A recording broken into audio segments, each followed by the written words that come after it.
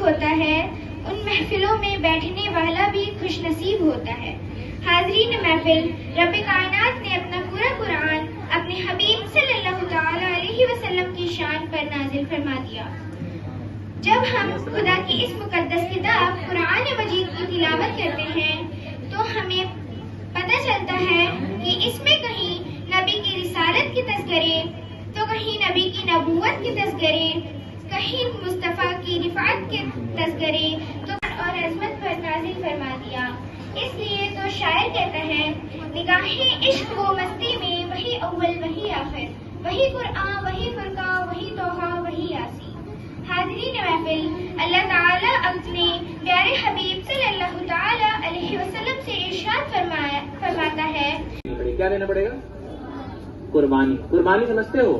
بکرے والی قربانی ذبح نہیں کیا جائے گا، تمہیں اپنے وقت کی قربانی دینی پڑے گی، جانور چوری کم کرنا پڑے گا، کم سو، کم کھاؤ، زیادہ پڑھو لکھو، تب تم لوگ آ کے اچھے انسان بن پاؤ، ٹھیک ہے؟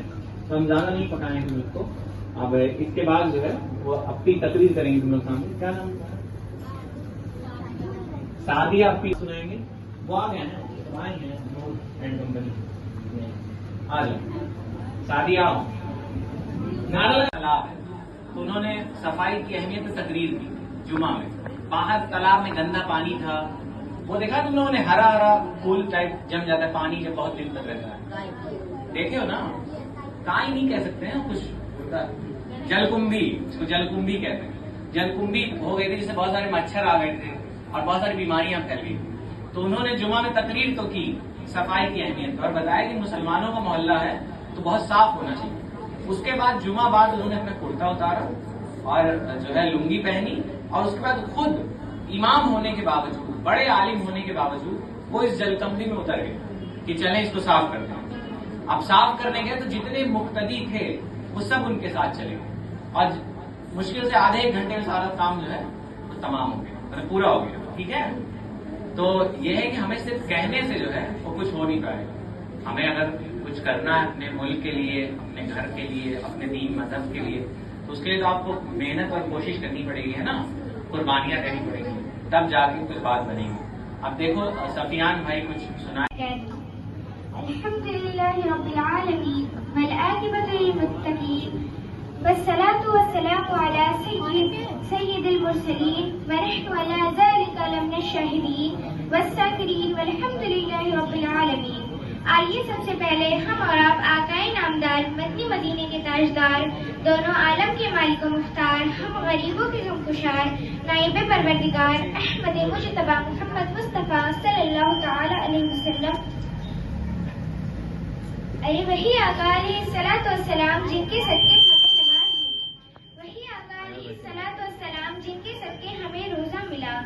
آئیے اس رسول کی بارگاہ بے کشمنا میں سب کو یہی سکھاتا ہمارا وطن رہے، سب کو یہی سکھاتا ہمارا وطن رہے، پھولوں سے جگمگاتا ہمارا وطن رہے، بھارت کی آنکھ روئے نا، بھارت کی آنکھ روئے نا، اگتار دے کبھی، بھارت کی آنکھ روئے نا، دکھ سے کبھی، بس ہنستا کھلکھلاتا ہمارا وطن رہے، بس ہنستا کھلکھلاتا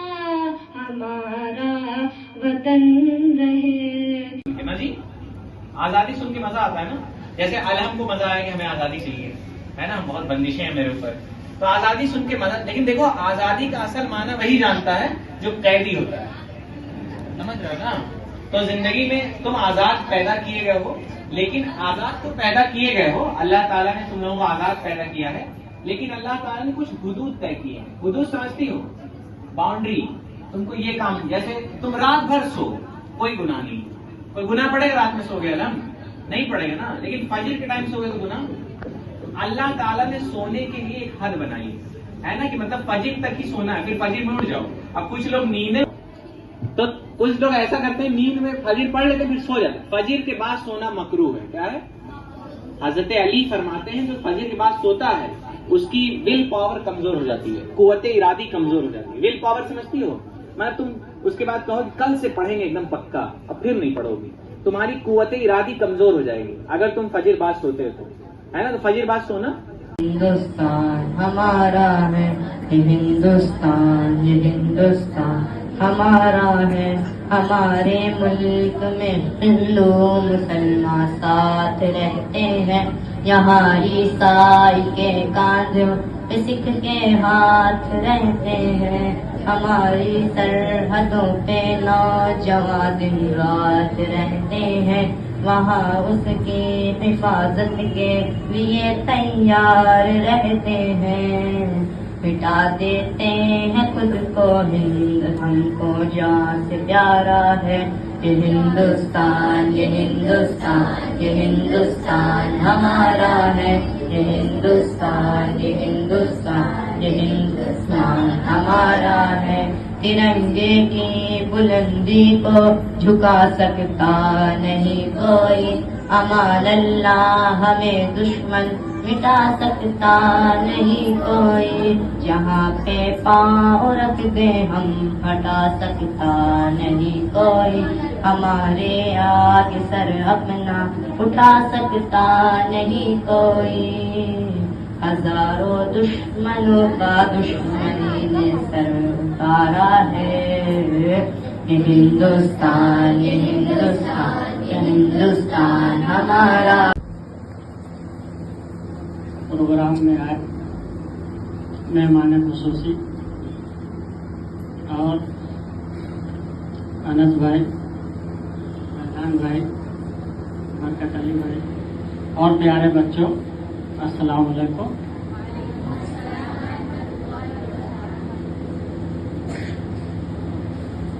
بچوں سے ہی زمانہ بنتا ہے، بچوں سے ہی زمانہ بنتا ہے۔ جس دیش میں بچے تہذیب یافتہ ہوتے ہیں وہ آگے چل کر ترقی کرتے ہیں۔ آج 15 اگست کے مبارک موقع پر ہم لوگ اکٹھا ہوئے ہیں اور یہ آزادی ہمیں یوں ہی نہیں ملی، بہت مشقت، محنت اور شہادت کے بعد یہ آزادی ملی۔ اس آزادی میں ہمارے بزرگ اور علماء کرام نے بڑھ چڑھ کر حصہ لیے۔ انڈیا گیٹ پر جائیں گے تو دیکھیں گے ایک لمبی فہرست ہے عالموں کی، جو علماء جو ہے اس دیش کی آزادی کے لیے شہید ہو گئے اور ہم سکون کی سانس لے رہے ہیں۔ بچوں، یہاں تو آپ لوگوں کو ہی بتانا ہے، بہت اونچی باتیں تو آپ کے سمجھ سے پرے ہیں، بس بتانا چاہتے ہیں کہ مل جاتی ہے نا۔ تو آزادی جب انلمیٹڈ ہوتی ہے تو انسان کو جانور بنا دیتی ہے، اسی لیے آزادی کے بعد کچھ لمیٹیشنز کی ضرورت تھی، کچھ رول کی ضرورت تھی، اور وہی بنائے گئے رولز۔ اور پھر ریپبلک ڈے 26 جنوری عائشہ کی اپیل، ریپبلک ڈے کے دن اس کو لاگو کر دیا گیا۔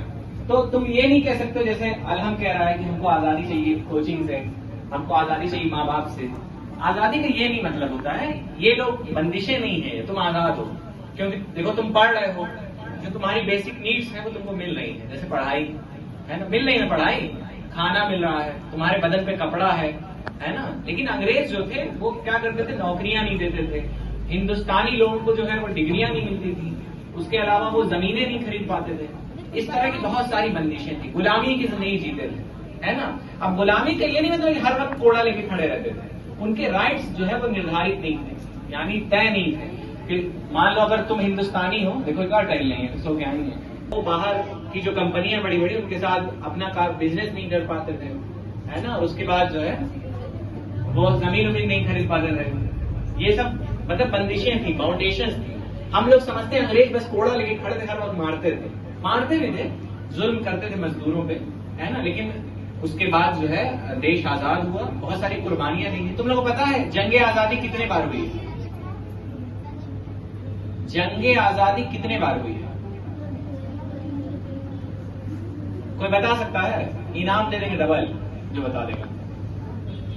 جنگ آزادی کتنے بار ہوئی ہے؟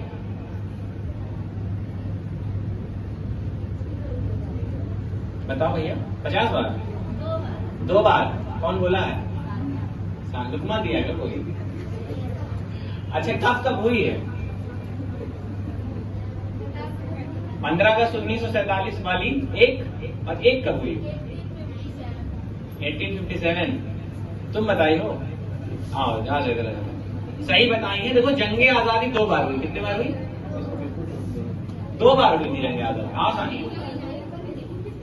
جو لکما دیا اس کو کھلا دینا، اس کا حق ہے. تم کو بھی آنا تھا. آؤ آؤ ابھی تک انتظار کر رہے ہیں ساتھی کا. دیکھو 2 بار جنگ آزادی ہوئی تھی. پہلے 1857 میں 1857 میں کب ہوئی تھی؟ اور دوسری جنگ آزادی کب ہوئی تھی؟ 1947 میں. کب ہوئی تھی؟ 1947. 90 سال کا عرصہ تھا. تو جب پہلی جنگ آزادی پہلے انگریز آئے وہ حکومت کرے، لیکن لوگ ان کے خلاف بولتے نہیں تھے، ہے نا، سہ لیتے تھے، ہے نا. حسنین بات نہ کرو بھیا. تو لوگ ان کے خلاف بولتے نہیں تھے. تو ایک مولانا ہے بہت بڑے جن کا نام ہے علامہ فضل حق خیر آبادی. کوئی نام لکھا اوپر علامہ. دیکھو یہ سب جو کچھ ہوا ہے اپنی لوگوں نے کیا ہے، اور وہ پیچھے بیٹھی ہیں بھلے، لیکن یہ سب انہیں کا یوگدان ہے نا. ہم لوگوں نے کچھ نہیں کیا. سب اسٹیج سے انہوں لوگوں سے ہم لوگ آج بیٹھ گئے ہیں نواب کی طرح. ایسا نہیں ہونا چاہیے. اور شفا اپی نے اور ثنا اپی نے بہت زیادہ محنت کی ہے. سب نے کی ہے، جتنی عالمہ والی ہیں ان دونوں لوگوں نے زیادہ کی ہے. تو تم لوگ ان کو اپنی دعاؤں میں یاد رکھیں کہ اللہ تعالیٰ ان کو مزید طاقت عطا فرمائے. یہاں جتنے بچے حاضر ہیں تو مولا تعالیٰ علم دین کے زیور سے مالا مال فرما. مولا تعالیٰ ہم سب کو دین اور شریعت پر مضبوطی سے قائم رکھ، اور مولا ہم سب کا خاتمہ بالخیر فرما.